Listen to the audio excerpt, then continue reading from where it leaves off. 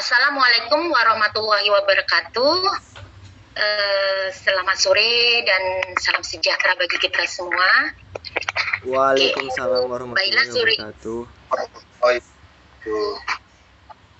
Baiklah, sore ini kita akan melanjutkan perkuliahan kita terkait mata kuliah keperawatan medikal bedah 2. Ya, ini kita lanjut ya ke pertemuan ketiga. Oke, tapi sebelumnya saya ingin ini dulu ya, ulang untuk pertemuan sebelumnya. Oke, apa itu terkait dengan sistem endokrin? Kita ini kan belajar ada 4 sistem ya di keperawatan medikal bedah 2 ini. Ada endokrin, imunologi, pencernaan, dan perkemihan. Jadi sekarang kita masuk pada bagian sistem endokrin. Apa itu sistem endokrin?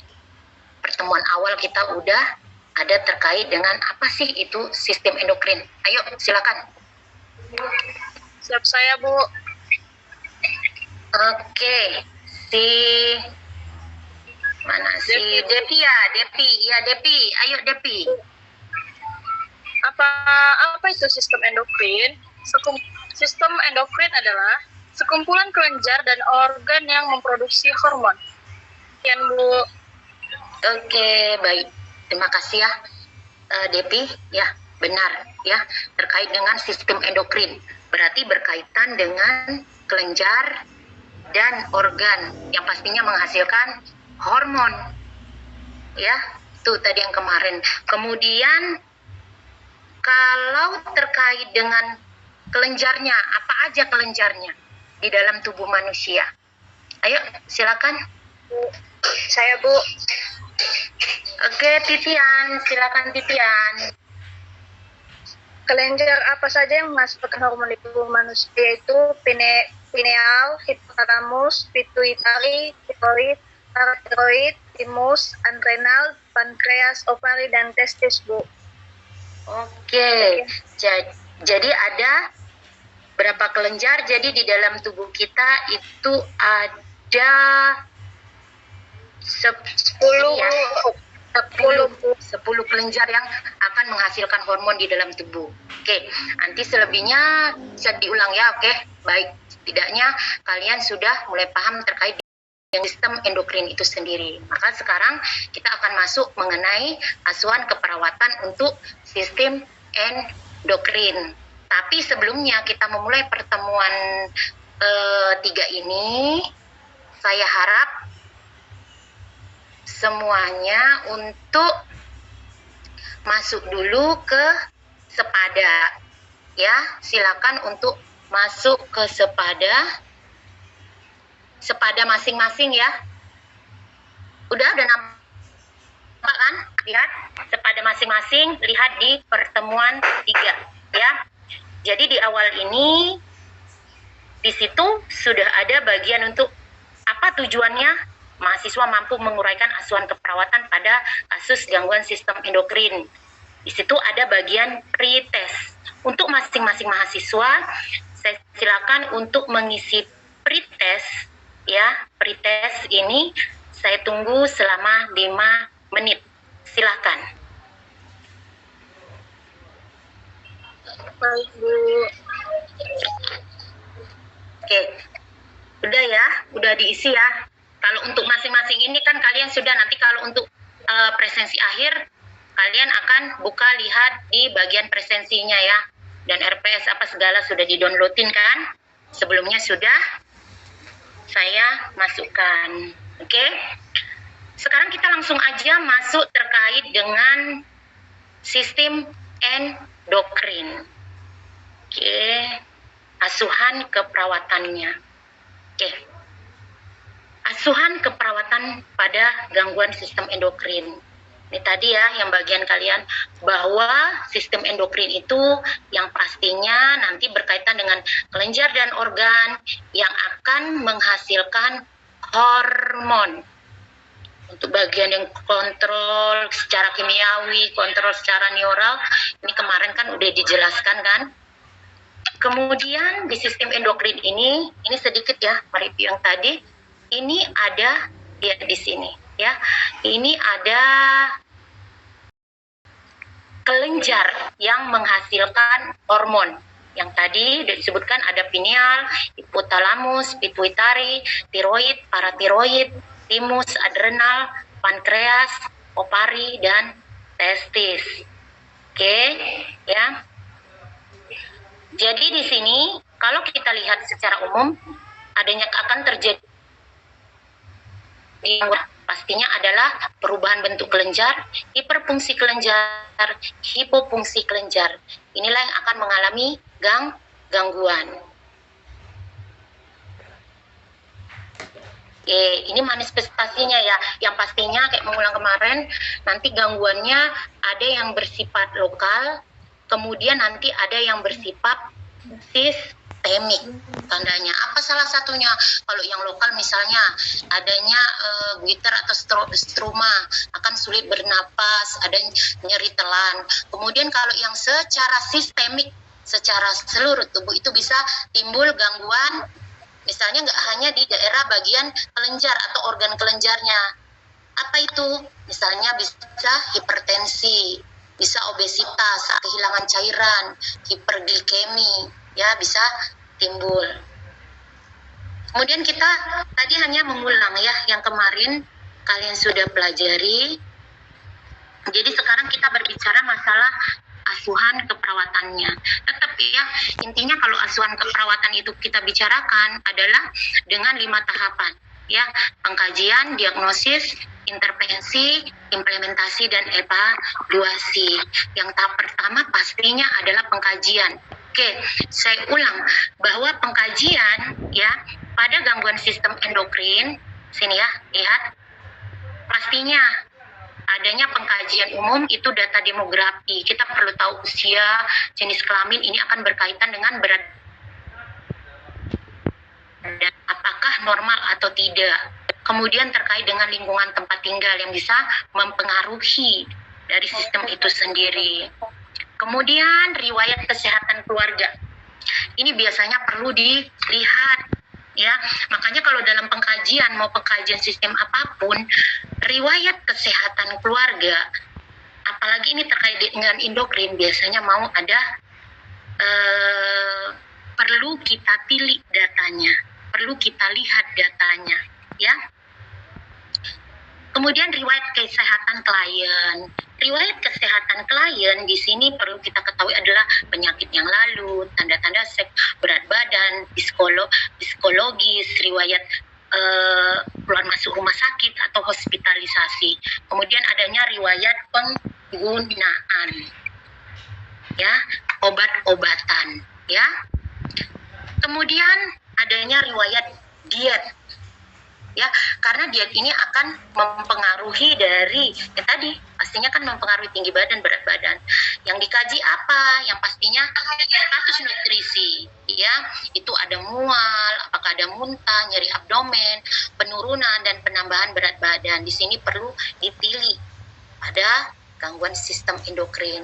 Kemudian apa? Status sosial ekonomi, pastinya perlu dilihat ya. Ini akan terkait juga dengan nantinya nutrisi ya.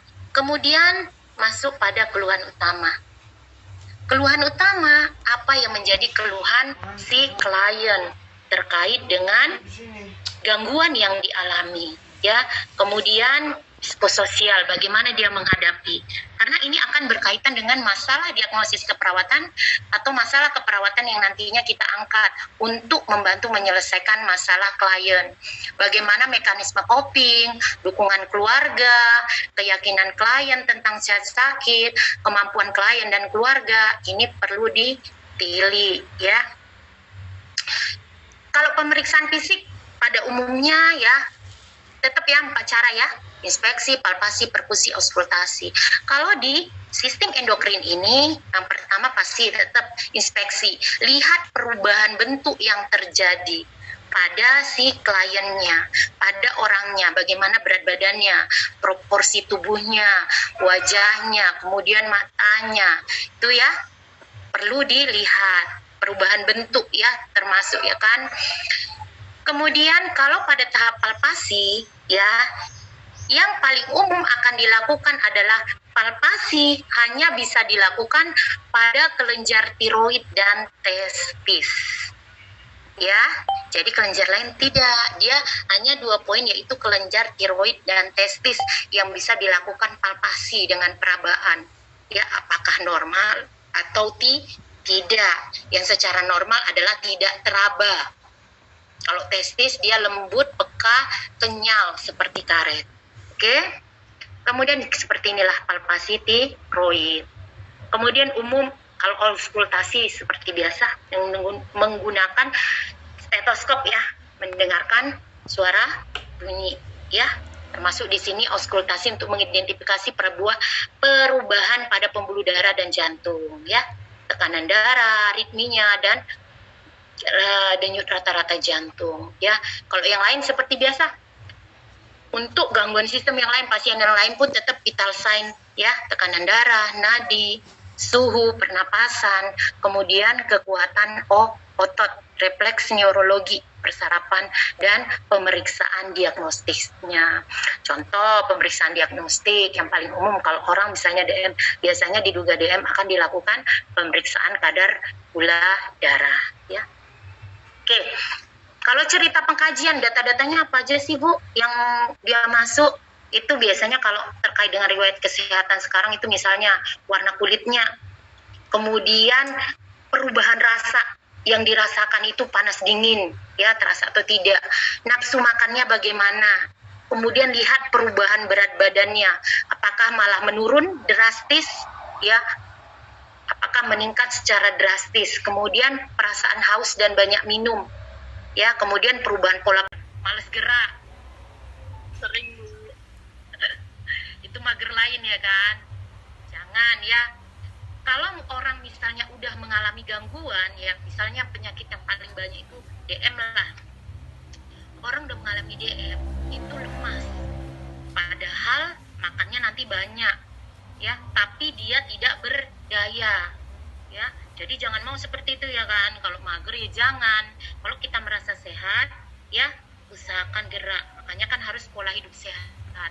Makanya nanti kalau untuk cerita penata laksanaan orang DM pun itu kan ada kan untuk olahraga rutin ya. Oke, ada neurosensorik, bagaimana ada pusing, kesemutan, kebas, kelemahan pada otot, kemudian nyeri, kenyamanan, nyeri kepala, nyeri otot, distensi abdomen, pernapasan. Ini biasanya kalau sudah ada ceritanya mau komplikasinya ya. Kemudian kita berbicara masalah penegakan diagnosisnya atau pengangkatan di masalah keperawatan. Secara umum ya, secara umum kalau untuk diagnosis keperawatan atau masalah keperawatan yang muncul pada DM, pada IDM salah satunya ya, gangguan sistem endokrin. Pada gangguan sistem endokrin itu misal hipovolemi, gangguan menelan, ketidakstabilan kadar glukosa darah, defisit nutrisi, gangguan eliminasi urin. Saya mau nanya dulu ya ke audiens ya, ke abang kakak sekalian ya. Silakan untuk jawab yang sudah dipahami ya, yang dari keterangan tadi. Oke, dari keterangan tadi ya, atau yang kita pelajari bahwa hasil pengkajian ya, hasil pengkajian pada pemeriksaan fisik gangguan sistem endokrin dengan menggunakan cara palpasi ya, cara palpasi itu pada bagian atau kelenjar apa yang bisa dilakukan? Ayo silakan. Ayo silakan. Saya Bu. Oh, ini antara Kak Titian sama Kak Devi nih, yang mana ini? Tadi siapa duluan ini? Ayo silakan Kak Titian ya. Dah, Kak Titian silakan. Itu terjadi pada kelenjar tiroid dan kelenjar testis, Bu. Oke, jadi yang bisa dilakukan palpasi adalah kelenjar tiroid dan kelenjar testis. Ya, oke. Pertanyaan sedikit lagi. Dari segi aktivitas muncul pada orang gangguan sistem endokrin. Ayo, silakan. Ya, Bu. Terima kasih atas perhatiannya dan mohon tetap